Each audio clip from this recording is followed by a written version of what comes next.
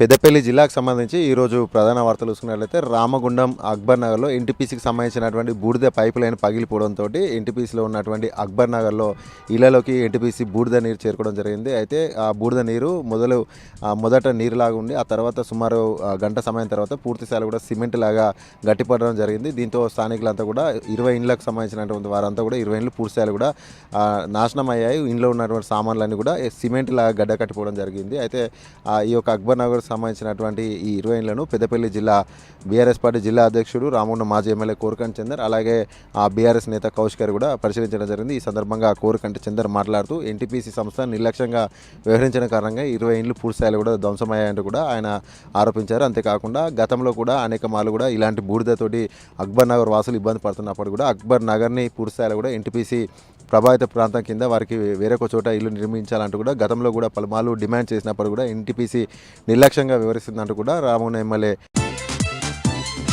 అలాగే మరొక ప్రధాన వార్త చూసుకున్నట్లయితే పహల్గామ్లో జరిగినటువంటి టెర్రరిస్టుల దాడిని తీవ్ర స్థాయిలో ఖండిస్తూ పెద్దపల్లి పట్టణ కేంద్రంలో న్యాయవాదులు బైక్ ర్యాలీ నిర్వహించారు. అంతేకాకుండా వాకర్స్ అసోసియేషన్ ఆధ్వర్యంలో కూడా పెద్ద ఎత్తున కూడా చనిపోయినటువంటి వారికి ఆత్మకు శాంతి చేకూర్చాలని కూడా మౌనం పాటించారు. అనంతరం సిపిఐ పార్టీ ఆధ్వర్యంలో కూడా పెద్ద ఎత్తున కూడా నిరసన కార్యక్రమం చేపట్టారు. ఈ సందర్భంగా సిపిఐ నాయకులు మాట్లాడుతూ దేశ రక్షణకు ప్రమాదం కల్పించేటువంటి ఇలాంటి సంఘటన మళ్ళీ పునరావృతం కాకుండా దేశ రక్షణ వ్యవస్థను పూర్తిస్థాయిలో మరింత పటిష్టం చేయాలంటూ కూడా ఈ సందర్భంగా వారు డిమాండ్ చేశారు. అంతేకాకుండా టెర్రరిస్టు ఇంత పాశవికంగా దాడి చేయడాన్ని భారత రక్షణ వ్యవస్థ ఏం చేస్తుందంటూ కూడా వారు ప్రశ్నించారు. అంతేకాకుండా ఇలాంటి దాడి పాల్పడినటువంటి ముష్కర్లంతా కూడా తీవ్ర స్థాయిలో బహిరంగ కఠినంగా శిక్షించాలంటూ కూడా ఈ సందర్భంగా వారు డిమాండ్ చేశారు.